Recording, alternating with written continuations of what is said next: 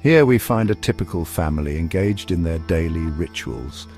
Observe the younglings, blissfully unaware of the societal prison they've been born into. They gurgle, they drool, they poop without a care in the world. Little do they know their captors find this utterly charming. Yes, these small, helpless beings are completely at the mercy of their loving parents. The parents, driven by a primal instinct to nurture, or perhaps some deep-seated societal obligation, tend to their offspring's every need. Food is provided, albeit in a mashed, unidentifiable form. Sleep schedules are enforced with military precision, and don't even get me started on the outfits. These early years are a delicate dance, a carefully constructed illusion of security and affection. One might even call it brainwashing. But who are we to judge? It's all done in the name of love, is it? Or is it? Time marches on as it always does. Our once helpless infants transform into toddlers. Yes, those small, tyrannical dictators, hell-bent on testing the limits of their captors' patience. It's a wonder parents ever survive this stage. The parental strategy must adapt. Cooing and cuddling no longer suffice. Now, it's all about negotiation, or rather the illusion of negotiation.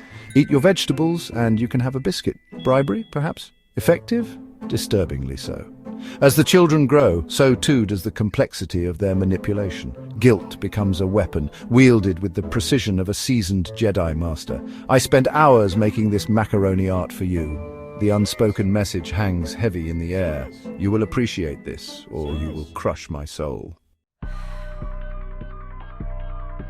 The teenage years, a period of eye rolls, slammed doors, and enough angst to fuel 1,000 emo bands. And yet, despite the outward rebellion, a curious thing happens.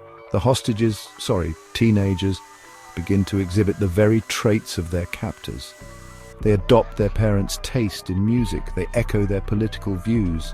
Stockholm syndrome, perhaps, or simply the survival tactics of a creature learning to adapt to its environment.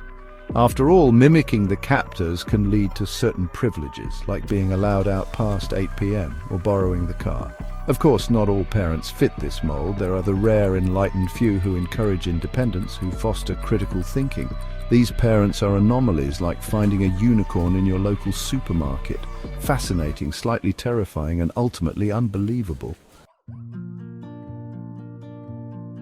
And then the inevitable happens. The young leave the nest, flung out into the world, armed with nothing but a handful of badly chosen metaphors and a lifetime of unresolved issues.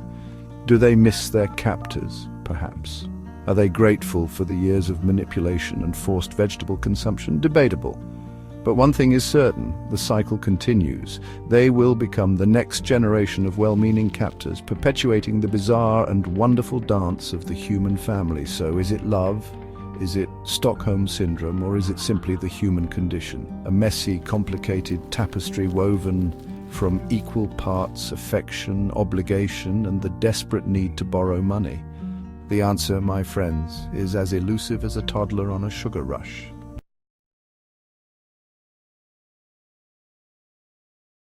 Thank you for joining us in our little thought experiment. If you enjoyed this content, please like, share, and subscribe. Feel free to share your thoughts and any suggestions for future episodes in the comments below. And until next time, never stop meandering.